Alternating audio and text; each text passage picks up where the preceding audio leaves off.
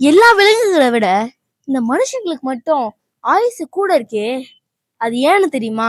அதுக்கும் ஒரு கதை இருக்கு. முதல்ல கடவுள் எல்லாத்தையும் படைக்கும் போது உயிரினங்களை படைச்சாராம். அதுல முதல்ல ஒரு கழுதைய படைச்சாராம். அந்த கழுதைய கூப்பிட்டு, உனக்கு ஆயுசு 50, நீ வீட்டு சுமைய சுமக்கணும், நீ வீட்டுக்கும் காட்டுக்குமா நடந்து போகணும், உனக்கு பெருசா சாப்பாடுலாம் இல்ல, உன்னோட சாப்பாடு புல்லுன்னு சொன்னாராம். அதுக்கு அந்த கழுதை, ஐயா 50 வயசு வரைக்கும் வாழ்ந்து என்ன பண்ண போறேன், எனக்கு கொஞ்சம் குறைச்சிக்கோங்கன்னு சொல்லிச்சான். அதனால 20 மைனஸ் பண்ணி 30 கொடுத்தாராம். அடுத்து ஒரு நாயை கூப்பிட்டாராம். உனக்கு வயசு 25ன்னு சொன்னாராம். நீ வீட்டை காவல் காக்கணும், எல்லாருக்கும் உதவியா இருக்கணும், நன்றியோட இருக்கணும்னு சொன்னாராம். அதுக்கு அந்த நாய், ஐயா அவ்வளவுதான் என்னால தாக்கு பிடிக்க முடியாது, கொஞ்சம் கம்மி பண்ணிக்கோங்கயா அப்படின்னு கேட்டுச்சான். அதனால உனக்கு 15 மைனஸ் பண்ணி 10 தரேன்னு சொன்னாராம். அடுத்து ஒரு குரங்கு கூப்பிட்டாராம். அந்த குரங்க கூப்பிட்டு, உனக்கு வயசு 20, நீ ஜாலியா மரத்துக்கு மரம் தாவி சந்தோஷமா விளையாடிட்டு இருக்கலாம், அப்படி காலத்தை ஓட்டலாம் அப்படின்னு சொன்னாராம். அதுக்கு, ஐயா அவ்வளவுலாம் வேணாம் ஐயா,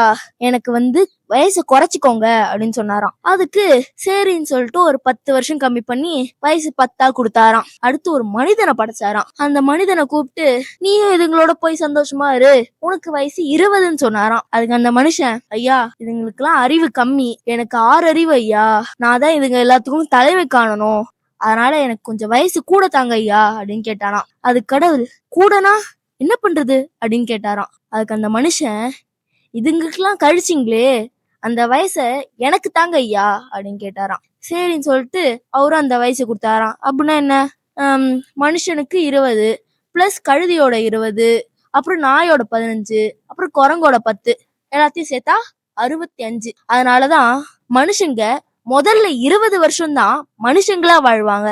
அடுத்த 20 வருஷம் கழுத மாதிரி வீட்டு சுமையை சுமந்து அவங்களுக்கு பார்க்காம வீட்டுக்காக பார்த்து அப்படியே காலத்தை ஓட்டுவாங்களாம்.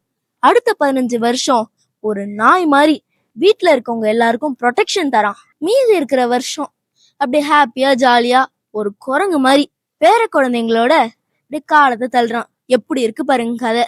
இந்த மாதிரி இன்ட்ரெஸ்டிங்கான இன்ஃபர்மேஷன் எல்லாம் தெரிஞ்சுக்கணும்னா என்னோட பேஜை மறக்காம ஃபாலோ பண்ணிக்கோங்க.